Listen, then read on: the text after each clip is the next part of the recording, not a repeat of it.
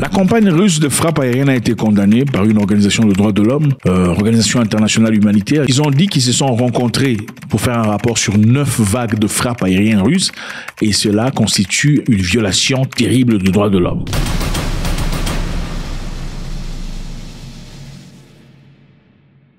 Salut les amis, c'est toujours avec beaucoup de plaisir. Merci d'être là. Ça fait un moment que nous avons créé une nouvelle chaîne, Mouekassens TV. On vous l'encourage. Allez vous y abonner. C'est une chaîne en redondance à celle-ci, au cas où celle-ci tomberait, parce que nous racontons des choses, enfin, vous comprenez. Et on va essayer d'équilibrer, trouver une autre plateforme qui nous permettra de discuter en privé. Nous sommes ici, on peut vraiment pas s'exprimer, parce que voilà, c'est comme ça. Mais on a trouvé un moyen alternatif. On va commencer des choses privées où on peut vraiment s'exprimer et se déchaîner, s'ouvrir. Alors, en attendant, suivez la chaîne Mouekassens TV. On placera le lien sur la case de description ou bien vous allez simplement écrire Mouekassens /TV. Mais le lien sera là. Si le lien n'est pas, cherchez, vous trouvez les vidéos. Ok, on y va. Dans ce mise à jour, ce qui se passe en Russie, quelques campagnes de frappe aérienne russes ont été condamnées par l'ONU, enfin un organisme de l'ONU disant les frappes aériennes constituées sur des plateformes énergétiques sont faites en violation de droits de l'homme, violent le droit international humanitaire. Garder les Ukrainiens dans le froid, c'est violer le droit international humanitaire. C'est inacceptable.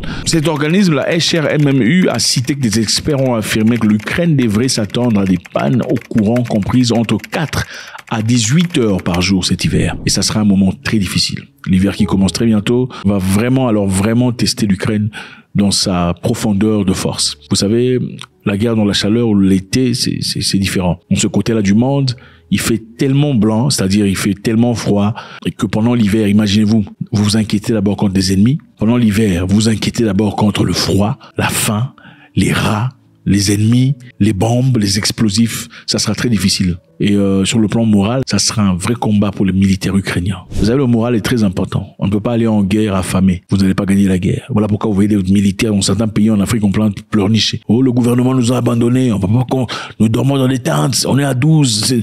C'est difficile. Le moral du militaire doit être fort, très haut. Et ce n'est pas une question de force physique, c'est une question de force mentale. Le froid aussi peut jouer un rôle très important dans la destruction massive des militaires. Regardez cette histoire pendant la Deuxième Guerre mondiale. C'était difficile sur les Allemands. C'était très dur. Les Allemands ont attaqué la Russie pendant la Deuxième Guerre mondiale. Regardez comment ils ont souffert. Ils étaient perdus dans la neige, complètement embourbés. Et aussi, je vous rappelle essentiellement que les Russes sont très adaptés à la neige, au froid. Partis combattre les Russes sur leur terrain pendant la neige et l'hiver, malgré quelques petites victoires ici et là, l'entièreté de leur mission était dévastatrice. Plusieurs Allemands ont laissé la peau. Les Russes les ont battus, les Allemands ont fui comme des animaux. Donc, s'il y a un moment où on pourrait probablement, possiblement battre les Russes, c'est pendant l'été. En tout cas, pas pendant l'hiver. Et encore moins si vos plateformes énergétiques sont complètement détruites. Ça sera très difficile. Jusque-là, on dit que la Russie a détruit plus de 80% de la capacité énergétique de l'Ukraine. La Russie a attaqué pendant la nuit les infrastructures énergétiques dans la région de Sumy au nord-ouest de l'Ukraine. L'attaque a provoqué une coupure de courant temporaire dans la région entière. Et ça, c'est une déclaration interne ukrainienne. Ce n'est même pas de la propagande. L'armée russe a lancé mardi des exercices navals et aériens massifs dans les deux hémisphères et incluant la Chine dans les manœuvres conjointes. La Chine jusque-là a montré beaucoup d'amitié, bien qu'il ne soit pas prononcé directement être contre l'Ukraine, mais il n'a pas délaissé son pote. Pas à cause de quoi que ce soit. Bon, certaines personnes vous diront c'est parce que la Chine se reconnaît dans la Russie. Le cas de la Russie actuelle, qui réclame une partie de l'Ukraine, est exactement le cas de la Chine à l'égard de Taïwan. La Chine aussi veut récupérer Taïwan, qui dans le passé appartenait à la Chine. Taïwan, dans le passé, c'était la Chine. Mais à un moment donné, quand la guerre a commencé entre eux, certains ont fui la grande masse pour aller s'installer à Taïwan. Ceux de la grande masse, au lieu d'aller les finir à Taïwan, ils les ont laissés. Mais Taïwan a progressé étant un pays autonome. Mais la Chine en soi veut récupérer Taïwan pour l'inclure encore dans la masse de la Chine. La pression extérieure n'entravera pas notre détermination à nous internationaliser. Nous sommes calmes et confiants. Nous ne céderons pas et nous ne provoquerons pas. Ce soi-disant transit de la dirigeante taïwanaise est une provocation qui vise à rechercher l'indépendance en s'appuyant sur les États-Unis. Le but est de créer un incident pour promouvoir le Une Chine, un Taïwan, donc de deux Chines, et colporter l'idée de l'indépendance de Taïwan à l'international et rechercher le soutien des forces anti-chinoises aux États-Unis.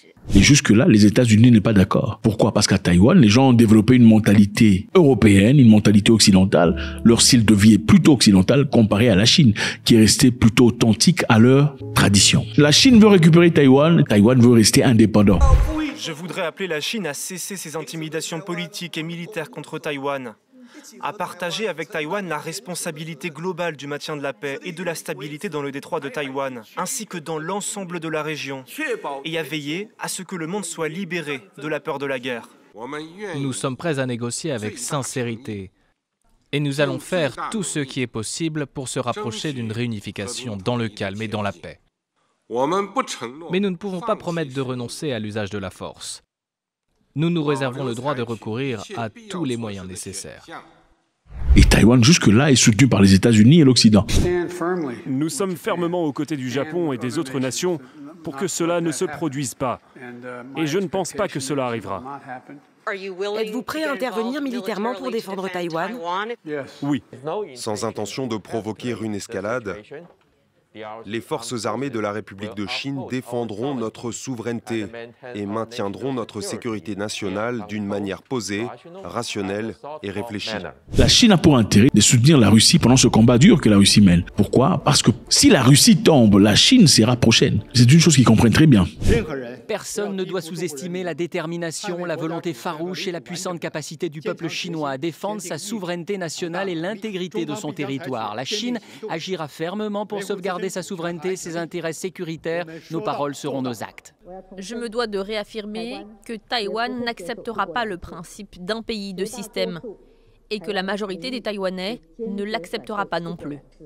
Le mal qui arrive aux voisins pourrait aussi un jour peut-être vous arriver. Alors autant mieux soutenir le voisin pour pas qu'il tombe, pour que le même voisin te soutienne au cas où l'ennemi venait frapper à ta porte. Chose que beaucoup d'Africains n'ont pas encore compris. L'exercice naval Océan 24 s'étend sur les océans Pacifique, Arctique, la Méditerranée, la mer Caspienne et les Baltiques et implique plus de 400 navires de guerre. 400 navires, incroyable. Des sous-marins, des navires de soutien et plus de 120 avions et hélicoptères. Et de plus de 90 000 soldats. 90 000 soldats, incroyable. Et pour ça, pour répondre à une question, le président Vladimir Poutine a déclaré dans les commentaires que les exercices de guerre étaient les plus importants du genre depuis 3 décennies et que les navires de guerre et les avions chinois y participaient. La Chine l'a confirmé lundi, affirmant que les marines de 2 pays navigueraient ensemble dans le Pacifique, mais n'a donné aucun détail. Les Russes disent qu'au moins 15 pays au total ont été invités, mais ils n'ont pas dit ouvertement quels sont ces pays qui ont été invités dans cette histoire, sur le plan stratégique. Donc voilà, jusque-là, la mise à jour de ce qui se passe en Russie. Faites-nous savoir ce que vous en pensez, on vous tiendra bien informés, comme d'habitude. À vous revoir dans quelques heures. Et surtout, n'oubliez pas de vous abonner à notre chaîne Mouekasens TV, c'est toujours avec beaucoup de plaisir. God bless.